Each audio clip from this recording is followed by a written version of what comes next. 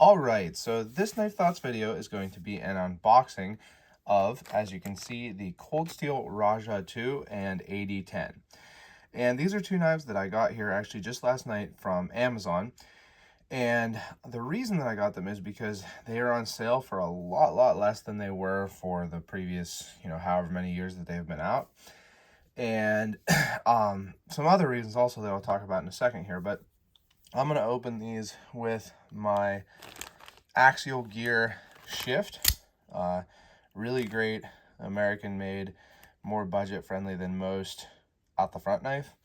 I'm going to open it so that if I needed to, I could reuse this bag. So kind of on this, it says not to use a knife, but I'm going to use a knife, of course. That should do it. I actually dropped this package and spilled a whole bunch of coffee on it while carrying it just a couple minutes ago, so that's why it has some weird liquid, but thankfully it is waterproof. So let's take these out and see what we've got. Get this out of the way. Again, that's just coffee there from the package. Let's take a look at the Rajah 2 first. So this thing is big. As you can see, this is a very large box. I'll put the Shift, which is not a small knife, about a 3.5-inch blade, I believe, on that. You can see that the blade on the Rajah is 6 inches with an overall of 14 inches.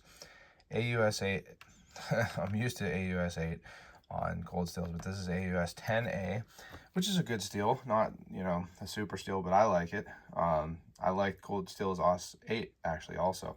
Thought they did a really good job of it. Pretty heavy, almost a pound. Pretty thick, and the handle is 8 inches Grivex, which is basically plastic, nylon type deal. So we'll take it out. It does come with an extra clip. You can see the clip is extreme also, even the clip. And has to have two. Well, that little warning came off here. We'll take that out.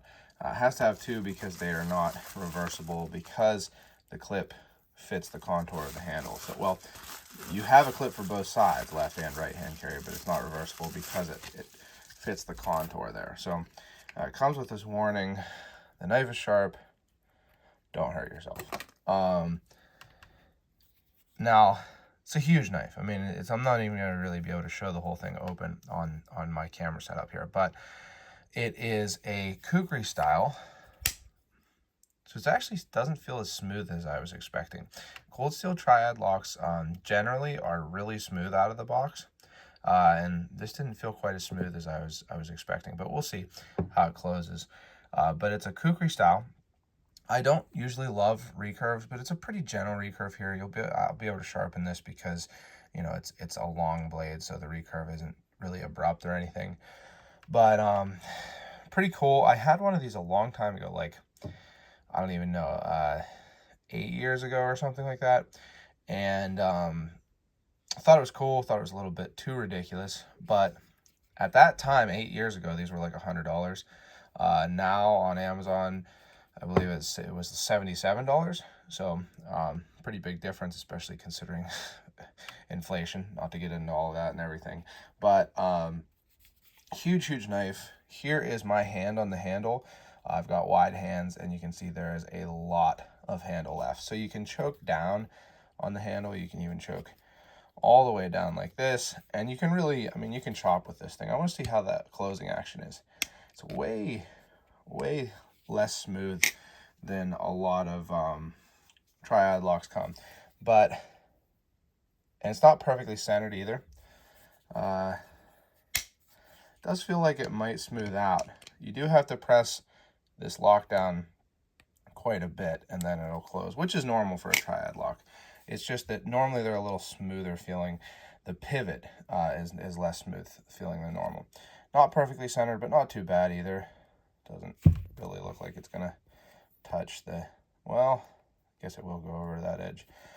Let's see. Don't feel any blade play even when unlocked. See if I can flip it open here. I mean, yeah, because it's got a crazy amount of momentum. But there's the Rajah too. Kind of jury's out on this one. Like I said, not as smooth as I was expecting. Usually Cold Steel does a really great job of this. I believe that this is a newer one. And the reason I believe that is because it has this logo. This logo is something that they've only started using recently, since GSM Outdoors purchased Cold Steel. So I don't think, no, I haven't bought a Cold Steel since then. So, you know, maybe there's a reason why it's a little less smooth. But this is the AD10, and one of the reasons I mentioned earlier that I bought these is that with the purchase of Cold Steel by GSM Outdoors, I don't believe that Andrew Demko is a head designer for Cold Steel anymore. Now, I've seen both, but I think that he has said that he's not. So he was really one of the big reasons that Cold Steel had so many cool designs. He makes really great knives. His custom knives are super popular, and the AD10 is almost like an exact production replica of one of his custom knives. So I actually never had an AD10. I have the Max Scout, 4 Max Scout, which I love. It's a great knife. It is also on sale right now for like $77, which that is like a you should definitely buy it deal. If you have that, that's, of course, it's not a small amount of money, but if you have $80 to buy a knife and you have access to Amazon and you like heavy duty, heavy use, hard use type knives, the 4 Max Scout at $77 is a heck of a deal. Now this one was about $110, but it's normally, I mean, for a long time it was like 180, I think, but then it was like 140. Now it's like 110. I felt like that was worth checking out. But you see that this has the old Cold Steel logos on it. So maybe this one's an older one. Kind of hope so. Looks like I'm gonna have to cut one of these open here. Again, using the shift. I'll put a link in the description if you're interested in that. I think they've got some cool stuff. They have a new Warncliffe blade shape that I've been wanting to try. Super thick clip, or wide, I guess, not necessarily thick. And here it is. Same deal with the clip. It is not reversible, but you get both sides. This is a pretty, thick knife here. This one is smoother. Now this, interestingly, because this is not a small knife, I'll show you it next to the shift. Random, what I have in my pocket here is the Asher Knives Picket, and that's pretty much it. So it's definitely not a small knife, but it's not a super long knife either. You can see that these other knives aren't really dwarfed in length by the AD10. So, with my wide hands, I can get a full 4-finger grip, but it's pretty tight. I mean, it's not uncomfortable. The handles actually seem pretty well rounded.